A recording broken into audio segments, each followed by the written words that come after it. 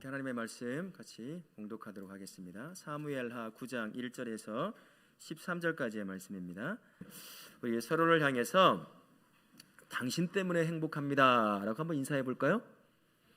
당신 때문에 행복합니다. 당신 때문에. 눈 좀 마주치고 인사하세요. 눈 좀 마주치고, 눈 감고 인사하지 마시고, 당신 때문에 행복해요. 우리 성도님 때문에 행복해요. 함께 만나 예배할 수 있음에 얼마나 감사한지 모릅니다. 이 어려운 시기에 함께 나와 예배하게 하신 하나님께 다시 한번 감사와 영광을 올려드립니다. 아멘. 10월 주제는요, 건강한 공동체를 만들기 위한 5가지 전략. 5주에 이제 한 주씩 달아보게 될 것입니다. 다윗은 왕위에 오르고도 겸손한 초심을 잃지 않고 요나단의 아들 무비보셋을 돌보았습니다. 요나단과 맺은 언약을 기억했기 때문인데요, 공동체를 건강하게 세우고 싶다고 한다면 겸손한 초심을 끝까지 유지할 수 있어야 한다는 거죠. 목사인 저에게 아주 직접적으로 말씀하시는 그런 말씀이라고도 저에게 다가오고 있습니다. 먼저 말씀에 들어가기 전에 지체란 무엇일까? 지체 많이 들어봤어요, 그죠? 우리 이제 성경에, 특히 신약 성경에 참 많이 나오는 것인데 교회 밖에서는 잘 쓰지는 않아요, 이런 단어를. 근데 지체라는 단어가 있습니다. 사전적 정의로 보게 되면 그 성경 안에서 보게 된다고 한다면 일반적인 정의랑 비슷한데, 사람의 신체나 신체 각 부분을 말을 하기도 합니다. 짐승의 몸을 얘기할 때도 써요. 이게 이제 구약에서는 같은 단어로 번역되면서 짐승의 몸, 악어의 몸 이런 거를 할 때도 쓰기도 한답니다. 근데 보통 신약 성경에서는 이 지체를 두고 상징적인 의미로 많이 사용했어요. 지체를 하면 머리는 누구고 지체는 누구다 이렇게 많이 나와잖아요. 머리는 예수 그리스도고 지체는 누구죠? 교회 공동체, 성도 한 사람 한 사람이 모여 있는 곳, 이런 식으로 해서 그리스도인을 지칭할 때, 비유로 말할 때 지체다 이런 말을 참 많이 써요. 그러니까 우리 몸은 지체라는 것은 복합적인 거예요. 이게 손가락 하나만 딱 있는 게 아니라 이렇게 뭉쳐 있는 것, 다양한 모양들이 하나가 되어 있는 모습. 우리 몸도 양쪽으로 대칭을 이루지만 손도 있고 발도 있고 코도 있잖아요, 그죠? 다양한 것들이 우리의 몸을 하나를 이루는 것처럼 우리 교회 공동체도 그렇게 다양한 사람이 예수님의 몸을 이루고 있는 거예요. 근데 이 지체라는 것이 확대되어서 볼 수 있어야 돼요. 우리 다울학교에만 하나님의 몸된 교회의 지체가 아니에요. 어디까지 확대해서 봐야 될까요? 이 땅에 세워진 모든 교회가 예수님을 머리로 하고 모두가 똑같은 지체가 되는 거예요. 그래서 옆에 교회가 어렵고 힘들다 그러면 우리 건강한 지체는 뭘 하고 있어야 되죠? 야, 잘 됐다, 성도가 좀 이리 좀 오겠구나, 이렇게 해야 되겠어요? 아니요. 마치 이것과 같아요. 오른손이 다쳤어. 왼손이 그러는 거야. 야, 우리 주인 오른손이 다쳤네, 이제 왼손잡이가 되겠구나, 나 좋다, 이렇게 하겠어요? 아니에요. 교회 공동체, 하나의 공동체 안에서도 지체지만 하나님이 세우신 이 지역에 수많은 교회가 예수님의 전체 몸을 이루고 있는 거거든요. 옆에 교회가 힘들고 어려우면 같이 아파할 수 있는 게 지체라는 거예요. 그래서 옆에 교회가 힘들고 역경 가운데 빠져 있으면 그 교회를 위해서 같이 기도해주고 위로해주고 힘이 되어줘야 한다는 거예요. 그게 바로 지체예요. 예수 그리스도를 머리로 한 이 땅에 세워진 예수님을 구주로 고백하는 모든 교회가 다 예수님의 몸을 이루고 있는 전체 지체다라는 사실을 더 확대해서 우리는 볼 수 있어야 한다는 거예요. 아셨죠? 그렇게 우리 몸이 이루어져 있다라는 것입니다. 이 지체는 그리스도인을 상징할 때 주로 많이 쓰는데, 이 범죄가 주로 일어나게 돼요. 이 안에 있는 육신의 생각들, 이 정욕의 생각을 쫓아 살다 보면 이 몸이, 이 지체가, 하나님의 몸을 이루는 이 지체가 하나님께 온전히 드려지고 영광을 드러내야 될 텐데, 이 안에 있는 육신의 생각을 쫓아 욕망을 쫓아가다 보면 불의의 병기로 들여질 때가 있어요. 그죠? 이 몸이, 이 지체, 교회 전체가 그럴 수도 있다는 것이에요. 근데 하나님께서 우리를 공동체로 세우시고 지체로 세우시고 자신의 자녀로 세웠다는 것은 어떤 병기로 사용되게 하시려고 그럴까요? 의의 병기로.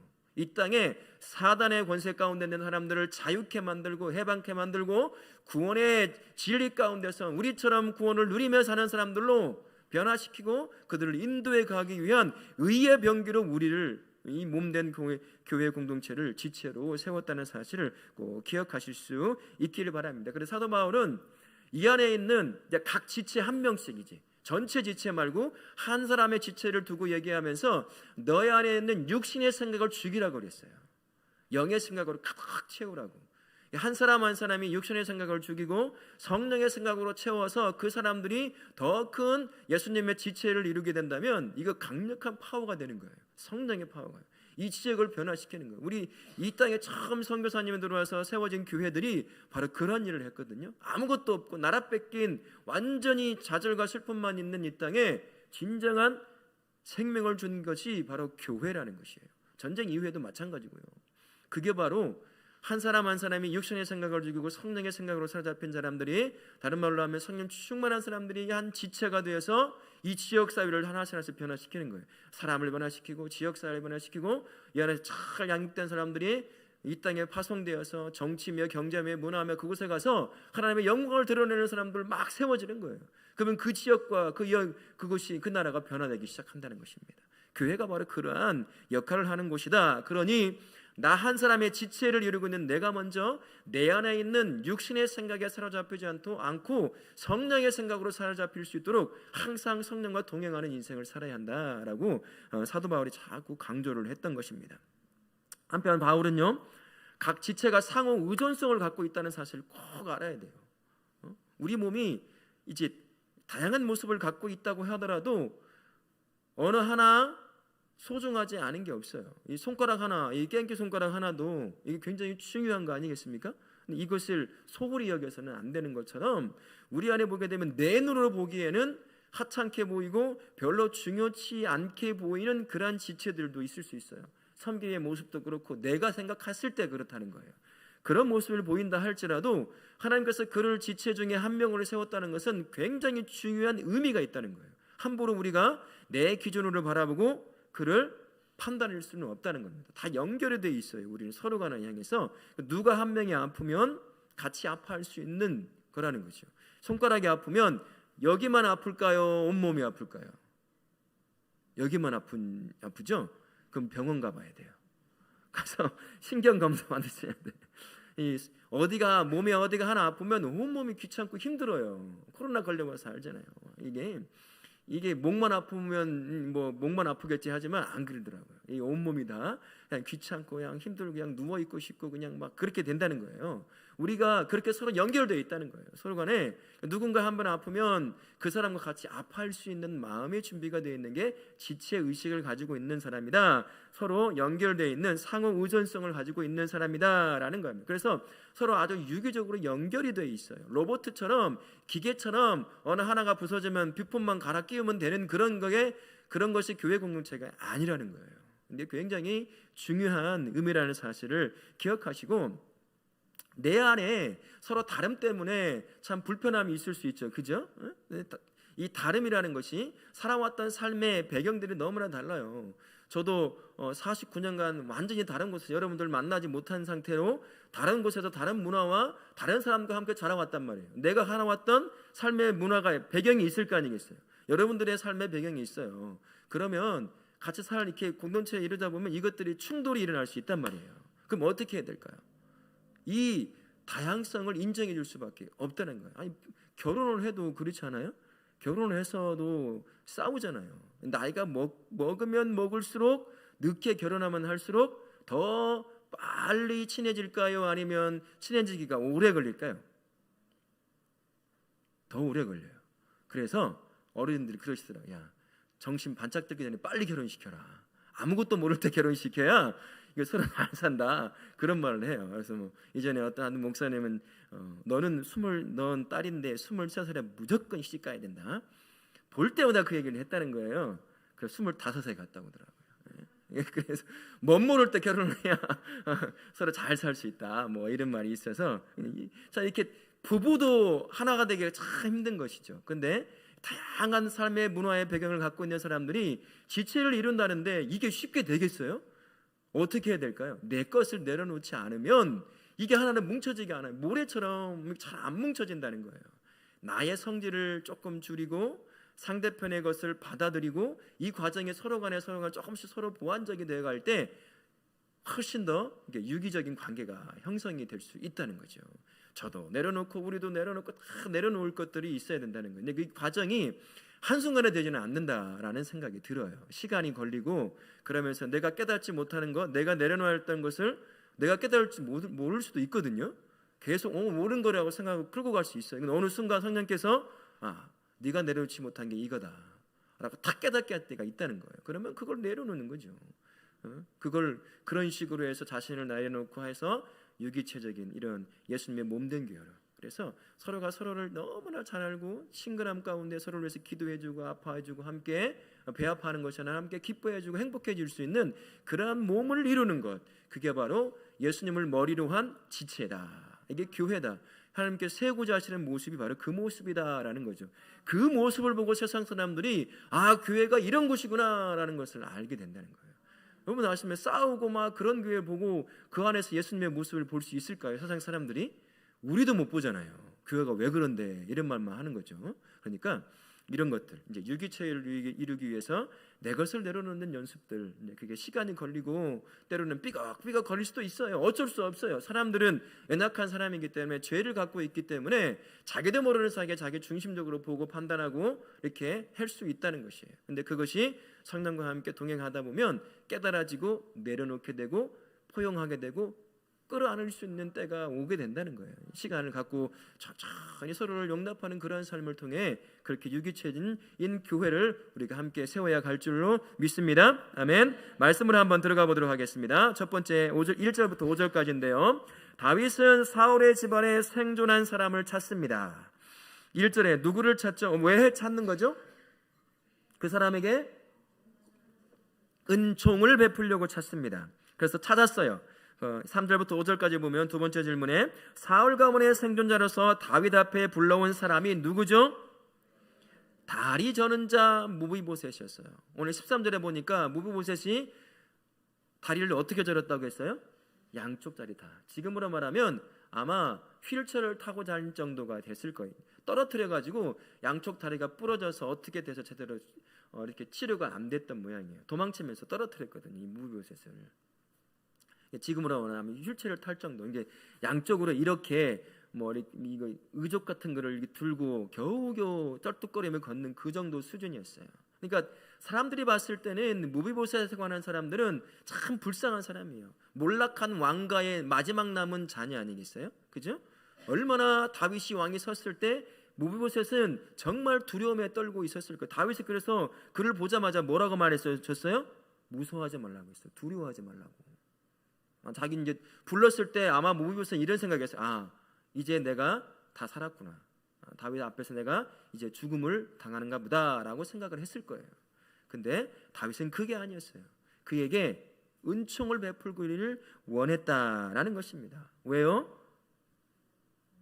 친구처럼 지냈던 아버지 뻘 되는 그 요나단과 약속을 한 게 있어요. 마지막을 떠나면서 선대해 달라고 했던 요나단의 그 부탁을 그대로 갖고 있었어요. 그 마음을 전혀 흔들리지 않고 갖고 있었다는 거예요. 보통 사람 같았으면 아마 그를 누군가가 또 부추겨서 그를 왕으로 옹립시키려고 하는 그런 세력이 있을 것이다 생각을 하고 어떻게 했을까요? 다 죽였을 거예요, 이미. 그래서 자기의 왕권이 흔들리지 않게 만들려고 애를 썼을 거예요. 그러나 다윗은 그렇지 않았다는 거예요. 왜 그랬을까? 그 뒤에 하나님과 동행하며 하나님 안에서 누리게 되는 그 놀라운 은혜와 사랑을 매 순간 경험했던 사람이기 때문이에요. 그래서 그 은혜가 뭔지, 은총이 뭔지를 그 인생이 경험했기 때문에 안다는 거예요. 그래서 다윗이 그를 불러서 그에게 속해 있던 모든 것들을 주고자 한다는 것입니다. 이게 바로 다윗의 초심을 잃지 않는 모습 중에 하나였다라는 것이죠. 하나님의 모습을 발견할 수 있어요. 우리 하나님 신실하시잖아요, 그죠? 내가 살다가 죄 가운데 넘어졌다고 해서 그 죄 가운데 넘어진 나를 향해서 하나님의 사랑의 신실하심이 꺾이지 않는다는 것입니다. 처음에 나를 사랑했던 그 모습 그대로 나를 대신해 예수 그리스도를 보내실 만큼, 십자가에 죽게 할 만큼 그렇게 사랑했던 그 모습이 나는 흔들릴지 모르지만 우리 하나님은 신실하게 나를 그렇게 지금도 내가 죄 가운데 흔들리고 넘어진다 할지라도 여전히 그 마음 그대로 나를 사랑하신다는 거예요. 그래서 우리는 언제든 회개함으로 하나님 앞에 나아가면 되는 거예요. 그게 바로 하나님이 보여주신 신실함입니다. 흔들리지 않는 초심과 같은 것이죠. 다윗이 그 모습을 지금 왕권 초기에 그대로 유지하고 있는 거예요. 쉽지 않은 일, 다윗이니까 그렇겠지. 다윗도 사람이에요. 그죠? 자기가 왕이 되는데 얼마나 많은 어려움이 있었어요. 겨우 왕권에 올라왔단 말이에요. 그러면 그 자리를 지키고 싶은 게 사람의 마음이잖아요. 근데 그럼에도 불구하고 정적이 될지 혹시 정적이 될 줄 모를 그 무비보셋을 찾아서 그에게 은총을 베푸는 것, 그게 바로 초심의 마음, 흔들리지 않는 마음이다라는 것입니다. 우리 1절부터 5절까지를 통해서 우리에게 주시는 은혜를 한번 요약해 보면 이렇습니다. 국정을 안정시킨 후 다윗이 가장 먼저 한 일은 요나단과의 언약을 지키는 것이었습니다. 자신은 왕이 되고 요나단은 죽었지만 다윗은 약속을 저버리지 않았습니다. 잊지 말고 꼭 지켜야 할 약속이 있으면 이야기해 봅시다. 약속과 관련해서 감동했거나 실망한 일이 있으면 나눠봅시다 라는 말이 있습니다. 다윗이 약속을 지키는 삶을 통해서 지금 우리 성도에게 전해주고자 하는 두 가지 의미가 저에게 이제 이 말씀을 준비하면서 깨닫게 하신 것인데, 첫 번째는 하나님과의 약속을 나는 어떻게 여기며 어떻게 지키고 있는가 한번 생각해 볼 필요가 있다는 거예요. 우리가 하나님 앞에 약속할 때 어떤 것을 통해서 약속을 하죠? 맹세를 많이 하잖아요. 서원도 같이 하잖아요. 근데 서원합니다라고 말을 하고 굳이 말을 않는다 할지라도 하나님 나에게 이렇게 해주시면 내가 이렇게 하겠습니다 라고 하는 것도 우리가 기도하면서 나도 모르는 사이에 내뱉을 때가 참 많이 있다는 거예요. 근데 그렇게 내뱉었던 나의 하나님을 향한 약속들을 나는 지금 어떻게 지켜내고 있느냐 이거죠. 하나님 물질 주시면, 건강 주시면, 자식 주시면, 뭐 해주시면 내가 이렇게 하겠습니다 라고 했던 약속들 여러분들 다 하나씩 있을 거예요. 남에게 말할 수 있는 것도 있을 것이고 때로는 말 못할 것도 있을 것이에요. 이 안에서 이 기억에서 없어지면 좋겠는데 이 없어지지 않는 약속도 있다는 건데 지키기가 참 어렵고 힘든 상황, 이런 것들이 있을 수 있다는 거예요. 내가 그런 것이 있다고 한다면 무엇이 있을지, 나는 그 약속에 대해서 어떤 마음과 태도를 가지고 지키고 있는지, 하나님은 나를 향해 약속하신 것 단 한 번도 어긴 적이 없고 바꿔본 적이 없는 그분인데 나는 과연 뭘 하고 있는지를 한번 점검해 볼 필요가 있다는 것입니다. 그래서 우리가 쉽게 맹세하거나 서원해서는 안 돼요.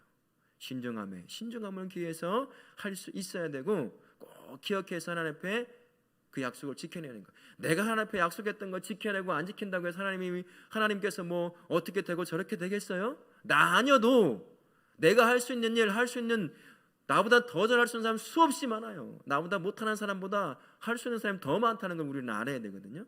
근데 하나님은 나를 사랑하셔서 나로 내 입을 통해서 하나님께 약속, 맹세든 서원이든 하게 하셨다는 거예요. 그러면 우리는 나를 향한 하나님의 마음이 있기에 그것을 기억했다가 최선을 다해서 지켜내는 것, 그것이 필요하다는 것입니다. 나는 지금 하나님 앞에 어떤 약속을 했는데 그 약속에 대해서 어떤 태도를 가지고 살아가고 있는지 꼭 기도하시면서 한 번씩 생각해 보시며 찾아내실 수 있고, 그리고 그 약속을 지켜내실 수 있기를 바랍니다. 아멘. 다른 하나가 있다고 한다면 다른 형제와 자매, 사람들과의 약속을 어떻게 여기는지, 어떻게 지키는지 생각해 봅시다. 우리가 한번 생각해 볼 필요가 있어요. 하나님과의 약속은 참 잘 지키는데 이 사람과의 약속은 굉장히 소홀하게 하는 경우도 있어요. 이 균형이 안 맞는 경우가 있다는 거예요. 근데 왜 사람과의 약속을 하나님과의 약속만큼 소중히 지켜야 하는지 여러분 기억나세요? 생각하실 수 있으실 것 같아요? 왜 그럴까요? 왜 우리는 하나님과의 약속을 지키는 것처럼 다른 형제와 자매들 가운데 어떤 식이든 약속을 했다고 한다면 신실하게 그 약속을 지켜내야 할까요? 왜 그럴까요? 신실한 하나님처럼 내가 신실함으로 약속을 지켜낼 때 그 약속을 지켜내는 나의 삶을 바라보는 많은 사람들이 하나님이 어떠한 분인가를 알게 되는 거예요. 예수 믿는 사람 참 거짓말쟁이 많아요. 속이는 사람 많습니다. 진짜로 많아요. 그래서 예수자니가 지나가면 소금 뿌리는 사람도 있어요. 이 고시래야 하면서. 그런 사람이 종종 있다는 거예요. 이 안에서 약속을 지키 돈을 빌려서 갚지 않고 도망가는 사람들도 많아요. 진짜로. 교회니까 용서해 주겠지, 성도니까, 그러고 도망가는 거예요. 교회에서는 마음 상한 사람을 향해서 목사님들이 뭐라고 얘기해 주겠어요? 용서하세요. 하나님이 갚아주실 거예요. 이걸 알거든요. 그러니까 이 약속을 지키지 않고 도망가는 사람 저는 몇 번 봤어요. 그렇게 좋은 집사님이었는데 나중에 신학을 하고 목회를 하고 있는데 들려오는 소식에 많은 돈을 빌리고 대전 어딘가로 도망갔더라. 어떤 장로님이 그렇게 도망가더라. 이런 소리를 듣게 되더라. 그런 모습을 안 믿는 사람이 본다고 해보면 어떨까요? 그 안에서 하나님의 모습을 발견할 수 있을까요? 신실하신 하나님, 약속을 지키시는 하나님에 대한 모습이 그들은 볼 수 없게 되는 거죠. 성도조차도 볼 수 없게 되는데 어떻게 되겠어요? 그래서 성도가 함께 신실한 약속을 했다고 한다면 그 신실함으로 다윗처럼 약속을 어기지 않고 초심을 잃지 않고 그 약속을 지켜내는 것, 그게 바로 복음을 전하는 중요한 삶의 모습일 수 있다는 사실을 기억하시고, 신실한 하나님처럼 사람과의 약속도 신실하게 지키실 수 있는 우리 성도님 되실 수 있기를 예수님의 이름으로 축원합니다. 아멘. 큰 두 번째 질문 한번 가보도록 하겠습니다. 6절부터 13절까지입니다. 다윗은 무비보셋에게 은총을 베풉니다. 첫 번째 질문, 다윗이 무비보셋에게 베풀겠다고 약속한 은총은 무엇입니까? 7절 말씀인데요. 뭐가 있었습니까? 사울에게 속해 있던, 그 할아버지 사울에 속해 있던 모든 것을 다 도로 주겠다고 했어요. 또요, 그 다음에 너는 다윗의 상에서 함께 식사를 하는 그런 놀라운 은혜를 받게 하겠다라고 말합니다. 그러면서 9절부터 12절을 통해서 두 번째 질문에, 다윗은 약속을 지키기 위해서 구체적으로 어떤 조치를 취하죠? 말한 거 있죠. 다 너의 할아버지에게 속했던 모든 것들 다 너에게 주겠다라는 것을 시바를 불러가지고 그에게 다 시켜놔요. 모든 것 네가 가지고 너와 너에게 속한 종들을 통해서 그 밭을 다 가꾼 뒤에 추수를 하면 양식을 대라.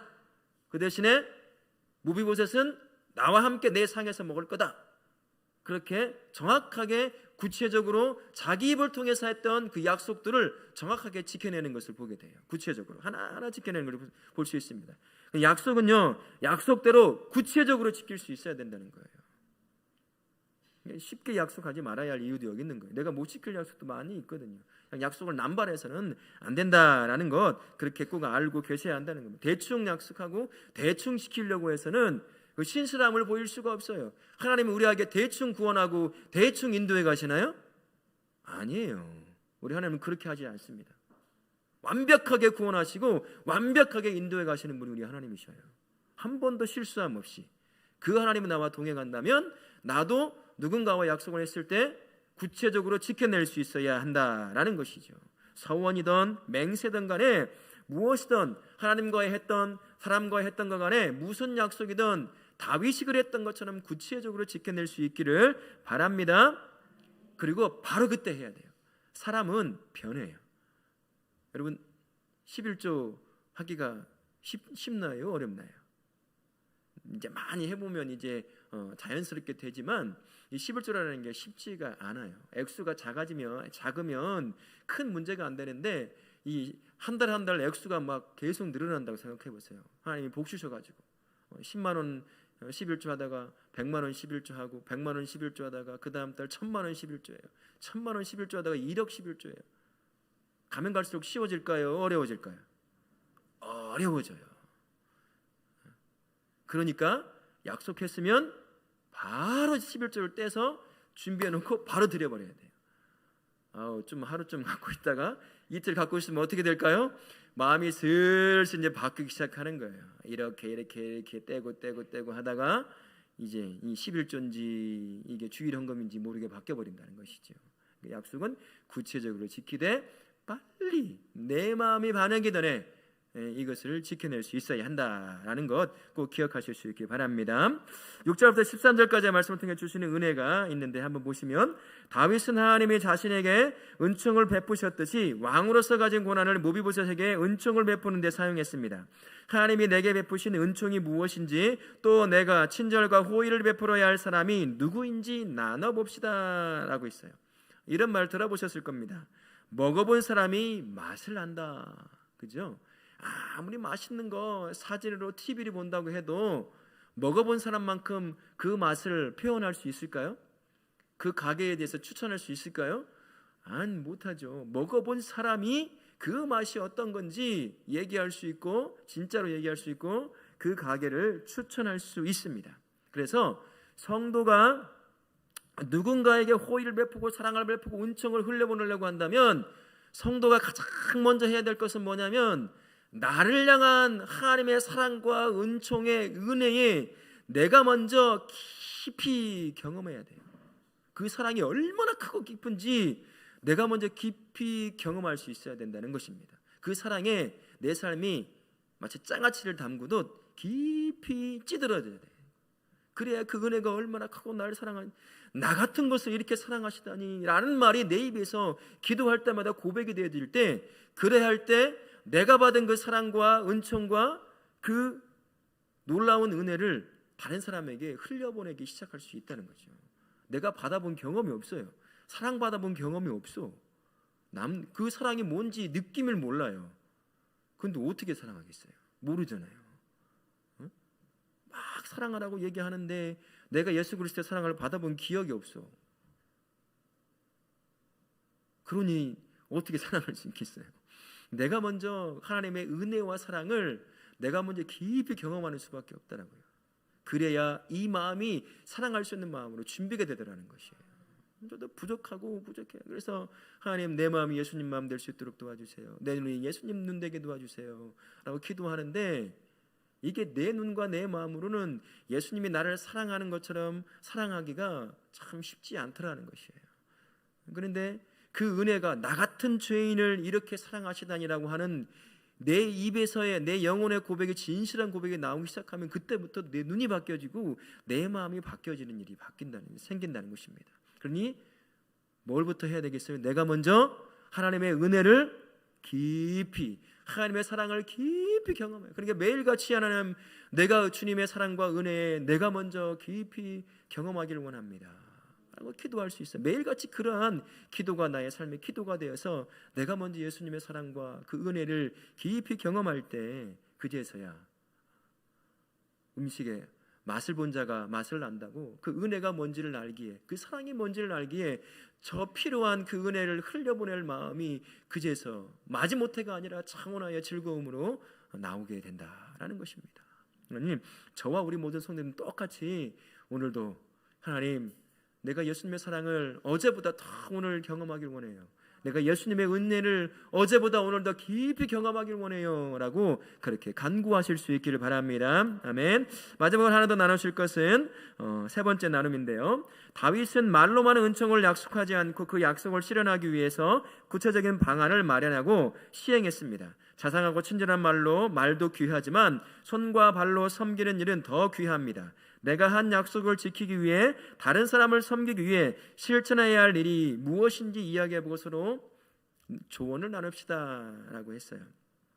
서로를 향해 위로와 사랑의 말 참 좋아요. 그것도 정말 필요합니다.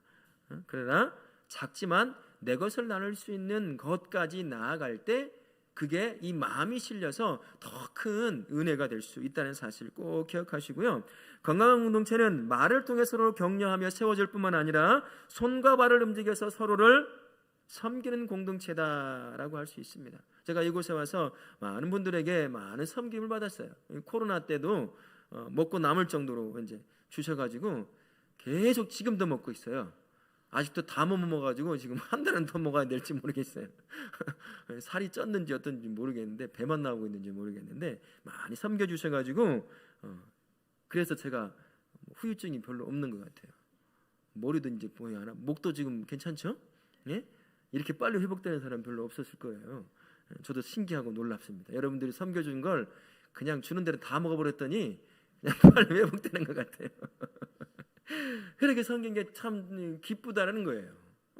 내가 섬긴 작은 것 하나가 누군가에게 힘이 되고 용기가 되고 위로가 된다면 그것만큼 하나님이 기뻐할 일이 어디 있겠어요. 그죠? 그렇게 말로만이 아니라 작은 것을 내 걸 나누어서 섬기는 것, 그 섬김을 통해서 진짜 하나님께서 나를 구체적으로 사랑하시고 섬기는 것처럼 우리 안에 있는 지체 한 사람 한 사람을 그렇게 구체적으로 섬기는 그런 복된 우리 다음께 모든 성도님들 되실 수 있기를 예수님의 이름으로 축원합니다. 아멘. 우리 하나님은요 참 신실하신 분이셔요. 조금도 흔들림 없이 나아가는 분이십니다. 처음 예수 그리스도를 통해서 나를 사랑했던 그 사랑, 조금도 지금도 변함없이 똑같이 그 모습 그대로, 그 마음 그대로 지금 우리를 사랑하고 계셔요. 우리가 그 사랑을 받고 있기에 지금 이렇게 살아가고 있는 것입니다. 그 상을 받는 자라고 한다면 우리도 주님의 몸된 교회로서 지체로서 서로를 향해서 신실함으로 약속을 지켜내는 그 다윗처럼 하나님처럼 서로를 섬기고 약속을 통해서 그들을 세워가는 그러한 우리가 되어야 할 줄로 믿습니다.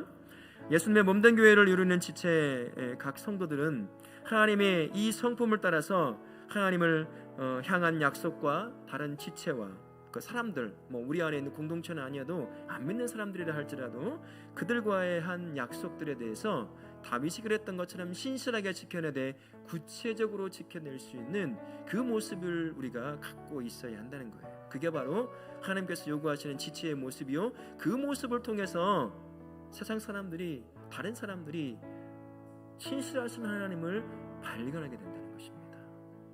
교회는 그 이유, 그것을 위해서 여기에 세워져 있는 거예요. 우리 안에 지체가 서로를 세워가는 그 모습을 통해서 하나님이 어떤 분인지, 세상을 향해서 진짜 사랑한다고 말을 하는데 진짜 어떻게 사랑하는지, 우리가 하나님을 향한 약속과 서로를 향한 약속을 신실하고 구체적으로 지켜가는 그 삶을 통해서 세상은 하나님이 정말 이 세상을 신실하게 사랑하는 것인지 어떤 분인지를 그제서 하나씩 보기 시작한다는 것이요. 우리 다락교가 이곳에 세워졌습니다. 우리 교회가 그렇게 서로를 향해 신실함으로 하나님 앞에 나아가고 다른 지체들을 세워가는 그 모습을 통해서 이 책에서 이 교회를 지나가고 가끔 들렸다 가는 사람도 있겠고 그저 그냥 지나가는 사람이 있을 테지만 그런 사람들에게 우리의 모습을 통해서 신실하신 그 하나님을 드러내 보일 수 있는 그러한 하나님이 기뻐하시는 그 지체 되실 수 있기를 예수님의 이름으로 축원합니다. 아멘.